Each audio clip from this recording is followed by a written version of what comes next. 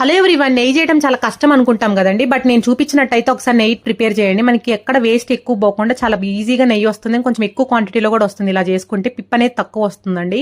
So నాకు friend అయితే చూపించిందండి ఇలా చేసుకుంటే బాగుంటుందని చెప్పి. సో మీకు షేర్ చేస్తున్నాను, చూసేయండి. సో ఒక 1/2 లీటర్ పెరుగు అయితే తోడు పెట్టుకున్నాను కదండి. సో తోడు పెట్టుకున్న పెరుగులో అయితే పైన మీగడ వస్తుంది కదా.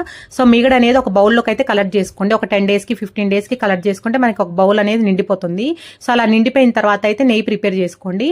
సో ఇప్పుడైతే మిక్సీ జార్ తీసుకోవాలండి. అలా వీడియోలో చూపిస్తున్న బ్లేడ్ ఉన్న మిక్సీ జార్ అయితే తీసుకొని దాంట్లో వీడియోలో చూపిస్తున్నట్టు మరి ఎక్కువ కాకుండా హాఫే వేసుకోండి. ఎక్కువ వేసుకుంటే మనకి చిందుతుంది పైకి అనేది. సో మీకు వీడియోలో కనిపించాలని చెప్పి అయితే నేను ఎక్కువ వేసుకొని చూపిస్తున్నాను.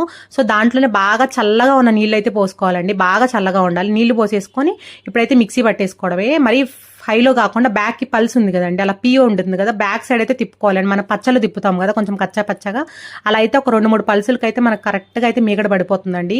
ఎక్కువ తిప్పితే కూడా వేడికి మనకి కరిగిపోతుంది మీగడ అనేది. సో వీడియోలో చూపించినట్టు పల్స్ అనేది బ్యాక్ ఇస్తూ అయితే తిప్పుకోండి. చాలా చాలా బాగా వస్తుంది ఇలా చేసుకుంటే. వేస్ట్ అనేది తక్కువ వస్తుందండి, మళ్ళీ చెప్తున్నాను. సో బాగా పెద్దగా ఉన్న బౌల్ ఒకటి తీసుకొని చల్లగా ఉన్న నీళ్లు పోసుకొని ఆ మీగడ అనేది దాంట్లో ఉండ ఒక్కొక్కటి వేసుకోండి. అలా వేసుకోవడం వల్ల మీగడ అనేది ఎక్కడ కరిగిపోకుండా మంచిగా ఉంటుందండి, గడ్డలాగా. అంతే వీడియోలో చూపిస్తున్నట్టు మంచిగా చూడటానికి కూడా బాగుంటుంది. సో నాకు నెయ్యి చేయడం అంటే చాలా ఇష్టం అండి. సో ఇలా మంచిగా వచ్చిన మీగడ ఉంటుంది కదండి, మంచిగా వాటర్లో అయితే ఒకసారి వాష్ చేసినట్టు వాష్ చేసేసుకొని ఒక బౌల్లోకి అయితే ట్రాన్స్ఫర్ చేసేసుకోండి. సో ఇప్పుడు వచ్చిన వాటర్ చెట్లు ఉంటే చెట్లకు పోసుకోండి, చాలా మంచిది. సో మీగడ అనేది మంచిగా ఒక బౌల్లోకి తీసేసుకున్నాను, చూసారా. సో ఇప్పుడు ఆ మీగడ అనేది స్టవ్ ఆన్ చేసేసుకొని సిమ్ ఫ్లేమ్లో పెట్టుకొని అయితే మంచిగా కరిగించుకోవాలండి. వీడియోలో చూపిస్తున్నట్టు గంట పెట్టి ఒకేసారి తిప్పకుండా అలా వీడియోలో చూపిస్తున్నట్టు బౌల్ అనేది అలా తిప్పుకుంటూ కొంచెం అలా నెయ్యి కరిగించుకోవాలి.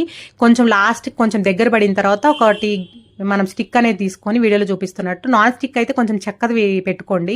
నాన్ స్టిక్ లో కరిగించుకోవడం వల్ల మనకి ఎక్కడ అడుగంటకుండా ఉంటుందండి, ఈజీగా క్లీన్ చేసేసుకోవచ్చు. అదే స్టీల్ పాత్రలో అయితే కింద అడుగంటి క్లీన్ చేసేటప్పుడు కొంచెం కష్టంగా అనిపిస్తుంది. నాన్ స్టిక్ దాంట్లో అయితే చెక్క గంటే యూజ్ చేయండి. సో సిమ్ ఫ్లేమ్ లో పెట్టుకొని నెయ్యి అనేది అలా కరిగించుకుంటున్నాను. చూడండి మనకి పిప్ అనేది భలే తక్కువ వస్తుందండి ఇలా చేసుకుంటే. వాష్ చేసుకొని మీగడ అనేది వాష్ చేసుకున్నాను కదా, అలా వాష్ చేసుకోవడం వల్లే పిప్ అనేది మనకి తక్కువ వస్తుంది. ఖచ్చితంగా అయితే టిప్ అయితే ట్రై చేయండి. మీగడ అనేది ఒకసారి వాష్ చేసేసుకొని కరిగించుకోండి. సో అలా కడుగుతున్నప్పుడే ఒకసారి అయితే అలా కలిపేసుకుంటున్నాను, ఎక్కడ అడుగంటకుండా. అలా కలిపేసుకొని కొంచెం కలర్ చేంజ్ అయిన తర్వాత లైట్ గా వీడియోలో చూపించినట్టు స్టవ్ అయితే ఆఫ్ చేసేసుకోండి. ఆ వేడికి మీకు కరెక్ట్ కలర్ వస్తుంది.